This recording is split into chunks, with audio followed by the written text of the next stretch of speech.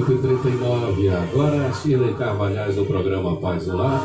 Esse Adorador é a música que o Dudu pediu e, claro, você vai pedindo e a gente vai tocando a música para você aqui, tá certo?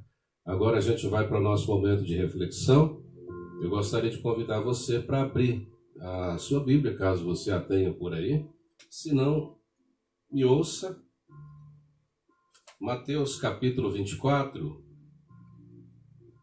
Nós vamos ler hoje, como nós lemos do 1º ao 8º versículo ontem, e hoje a gente vai tratar mais especificamente sobre algumas questões ligadas ao 3º verso. Então a gente vai ler apenas esse 3º verso aqui. Mateus 24, 3. No Monte das Oliveiras, achava-se Jesus assentado. Quando se aproximaram dele os discípulos em particular e lhe pediram: dize-nos quando sucederão essas coisas, número 1, e que sinal haverá da tua vinda, número 2, e da consumação do século, número 3. Quando serão estas coisas? 1, e que sinal haverá da tua vinda, 2, e da consumação dos séculos, número 3. Então aqui está o que a gente comumente diz ser uma pergunta, e que de fato é uma fala que traz consigo a exigência de uma resposta. Então, apesar de não ter aqui o ponto interrogativo, essa expressão vai constituir-se uma interrogação, né? Uma pergunta, porque exige uma resposta. Então, a primeira coisa que eles estão pedindo para que Jesus declare, a primeira coisa que eles estão buscando como informação é: quando serão estas coisas? E de que coisas os discípulos estão falando? Ontem nós já antecipamos para os irmãos que eles estavam falando a respeito dessa queda que ocorreria com o templo em Jerusalém. Porque Jesus disse que não ficaria uma pedra sobre a outra de toda aquela enorme e estável estrutura do templo, e nenhuma dessas pedras ficaria uma sobre a outra que não fossem demovidas do seu lugar, que não fossem derrubadas. E os discípulos, quando depois de saírem do templo chegam ao Monte das Oliveiras, vão fazer essa interpelação a Jesus na intenção de primeiro saber quando é que isso aconteceria, em que tempo se realizaria essa problemática ligada a princípio intimamente a Jerusalém. E que sinal também, que toques de Deus haveria da vinda ou da volta do Messias e também do fim do mundo.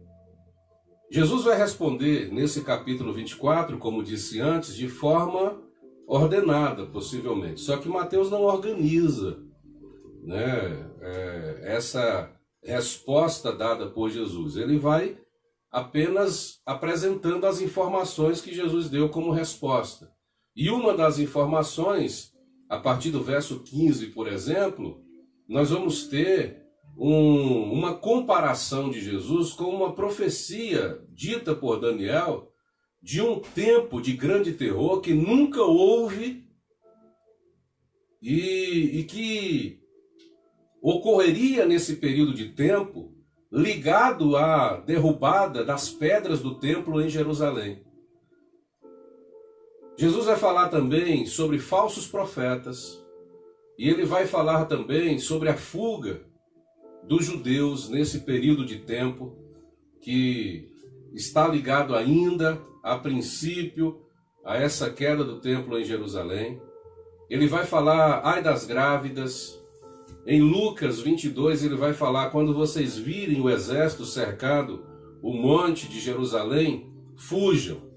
Fujam, não pegue roupa. Quem descer do telhado não entre em casa para poder resolver questões de mudança. Fujam imediatamente para salvar as suas vidas. E ele estava falando exatamente desse período de tempo que seria a guerra dos judeus contra o Império Romano. Historicamente, nós temos elementos que vão falar sobre esse evento, que foi um dos eventos mais terríveis ocorridos com o povo judeu. E tudo começa quando, antes ainda de Nero ser o imperador de Roma, ainda na década de 60 depois de Cristo, existe umas insatisfações entre um governador que é colocado na Judéia e é colocado pelo Império Romano, e esse governador, ele começa a ter um interesse absurdo pelo enriquecimento. Então ele vai começar a forjar situações para tirar a riqueza dos judeus, porque há muitos judeus em todas as cidades da Judéia ali e da Galileia, há muitos judeus ricos.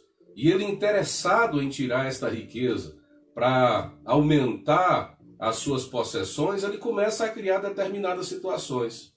E há um evento em particular que vai acontecer na cidade de Cesareia, que é um problema de um dono de um terreno que está próximo à sinagoga. E a sinagoga, você sabe que é aquela congregação onde os judeus estão ali lendo a Torá, louvando a Deus e fazendo suas orações. E um grego é dono de um terreno que está na entrada, na frente da sinagoga.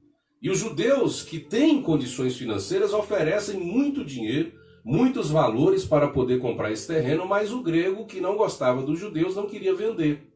Ao contrário disso, ele começou a criar situações de provocações. Ele fez uma construção na frente dessa sinagoga com o propósito de dificultar a entrada. Ele tornou a entrada para a sinagoga bastante estreita. Depois, para causar maiores prejuízos ao povo judeu, ele ainda fez alguns tipos de sacrifícios, matando animais na frente da sinagoga, e isso seria uma coisa horrível para os judeus, porque eles estariam ferindo o sacramento dos judeus, matando animais ali e oferecendo aos seus deuses gregos. E isso fez com que os judeus procurassem o Floro, que era o governador que representava o Império Romano naquela época, e aproveitando a situação, o Floro criou uma causa contra os judeus ali. Ele começou a explorar os judeus ali, enganar os judeus ali, tomar o dinheiro daqueles judeus, apoiar os gregos, e isso fez com que o povo de Jerusalém ficasse revoltado contra isso, começasse a falar algumas coisas contra esse governador, e esse governador foi tirar satisfações lá em Jerusalém. E ele provocou uma situação para tomar o dinheiro de todas as pessoas ricas de Jerusalém, provocou uma matança horrível. Eu não vou entrar em detalhes aqui porque nem é conveniente nesse instante, né, para a gente adiantar o nosso processo, apesar que a gente vai ter muito tempo, porque a gente vai falar a semana toda sobre essa temática. Então eu quero conversar com você, que sem pressa, bater esse papo legal, tá? E ele mata uma quantidade de nobres, de anciãos e de sacerdotes em Jerusalém. Isso causa uma revolta muito grande no povo judeu. Mas não é uma revolta ainda absoluta contra o Império Romano, apesar das insatisfações. O povo judeu apenas pede ao Império Romano para que substitua esse cara. Mas isso não acontece logo. Então os judeus começam a se revoltar e vão se criando dentro de Jerusalém. E nas regiões ali próximas também à cidade de Jerusalém, tanto na Judéia quanto na Galileia, alguns grupos de pessoas, que vão ser chamados depois de revoltosos, incitados principalmente pelos religiosos daquela época, e esses religiosos vão fazer com que haja vários tipos de grupos divididos dentro de Jerusalém e revoltados. Só que também outras pessoas e outros grupos, aproveitando essa divisão, vão explorar o próprio povo judeu, judeus explorando judeus. E grupos de ladrões começam agora a entrar em Jerusalém, a saquear Jerusalém. E esse problema que Jesus vai falar aqui a respeito dos judeus, de um tempo tão horrível que nunca houve antes, começa exatamente e principalmente com essas divisões de grupos sociais dentro da própria Jerusalém. Muitas gangues são formadas, muitos grupos de assassinos são formados, entram nas casas das pessoas que têm algum tipo de possessão, e até mesmo pessoas pobres, mas que têm alguma coisinha. Além de roubarem essas pessoas, começam a matar essas pessoas, e Jerusalém começa a ficar absolutamente dividida. Até que alguns grupos, de algum modo, conseguem administrar isso. E o Império Romano não toma uma posição em relação a essa situação e deveria ter tomado. Então, os revoltosos agora começam a incitar uma rebelião contra o Império Romano, apesar de parte do povo não apoiar isso por saber o perigo que é essa parada. Muitas pessoas já estão sendo violentadas, muitas mulheres já estão sendo estupradas, muitas crianças estão sendo abusadas. Algumas famílias começam agora a passar fome a partir desse momento em que há uma divisão e em que há muitos grupos dentro de Jerusalém e entre os judeus ali próximos a Jerusalém. E aí começa-se uma revolta de um grupo maior contra os soldados romanos, porque não querem mais que os romanos administrem a vida política de Israel exatamente por causa dessa desordem que está acontecendo ali. Pulando um pouco a história, quando Nero agora já é o imperador de Roma, ele manda um general, um oficial chamado Vespasiano, para tentar diminuir esse problema da revolta dos judeus contra os soldados romanos agora. E esse Vespasiano, quando vai chegando em Jerusalém, ele vai passando ali a partir da Galileia e vai começando a matar muitas pessoas que se insurgem contra o Império Romano. Outras vão se entregando. Algumas outras que não querem se entregar porque acham um absurdo se render ao Império Romano, começam a se matar, a se jogar dos penhascos. Nesse tempo estava Flávio Josefo, que é um dos principais historiadores que vão trazer para a gente informações a respeito desse tempo. Ele era um soldado que estava lutando ali contra o Império Romano, ele se rende ao Império Romano, se torna um prisioneiro do Império Romano e depois ele se torna um historiador a serviço do Império Romano para falar da história bíblica e também para falar a respeito dessa grande guerra e, claro, para exaltar o general Tito, que se tornou uma grande potência nessa época, nesse período e nessa guerra. O que acontece é que muitos dos revoltosos vão correndo para Jerusalém, vão deixando as suas cidades e vão correndo para Jerusalém. Cidades da Galileia, por exemplo, cidades pequenas, que primeiro se rebelam contra o Império Romano, depois percebe que com a chegada do Império Romano não dá para continuar a rebelião, não dá para manter-se firme ali nessa postura contra Roma. Então muitos homens começam a fugir com as suas famílias, com as suas crianças, com as suas esposas e com seus idosos para Jerusalém. Quando chegam no meio da estrada, as mulheres não estão aguentando mais, as crianças não estão suportando mais e os velhos já começam a morrer no meio do caminho. Os homens, incitados pela liderança da rebelião, vão embora, deixam suas esposas, deixam seus filhos, deixam suas crianças. Quando o exército de Vespasiano chega a essa cidade e o povo se rende e diz, olha, não, nós não fugimos, quem fugiram foram os outros, ele preserva a vida de algumas pessoas, mas vai atrás daqueles que fugiram da cidade e encontram quem? Encontram já alguns idosos, aqueles que não morreram no meio do caminho, e matam esses idosos, matam, estupram essas mulheres, prendem algumas delas que vão servir para alguma coisa para eles, matam crianças e vão para Jerusalém. Quando Vespasiano está chegando perto de Jerusalém, isso já tem um tempão que está acontecendo, ele sabe que Nero morreu, que é o imperador. E depois de algumas tentativas de assumir o trono, outros dois homens também acabam morrendo. E quem vai assumir o trono agora é exatamente Vespasiano. Vespasiano, ele vai voltar para ser coroado imperador e ele vai mandar o seu filho que também é um outro homem muito bom na liderança militar, chamado de Tito, para assumir o seu lugar como general nesta guerra contra os judeus. E é exatamente o general Tito que vai ser um dos principais personagens dessa história de guerra contra os judeus. E ele é que chega a Jerusalém. Depois que ele chega a Jerusalém, depois de ter matado muitas pessoas em vários lugares, em muitas cidades, Jerusalém está cercada, os revoltosos estão dentro do templo, a sua maioria ocuparam boa parte do espaço do templo, porque o próprio povo não queria esses revoltosos dentro de Jerusalém. Só que o que acontece? Esses revoltosos estão armados e eles começam a tirar do povo de Jerusalém aquilo que eles tinham para poder se alimentar. Esse povo começa a padecer necessidades, não tem o que comer, não tem como se manter de pé. E aí Flávio Josefo vai contar histórias horrorosas de acontecimentos que se dão ali.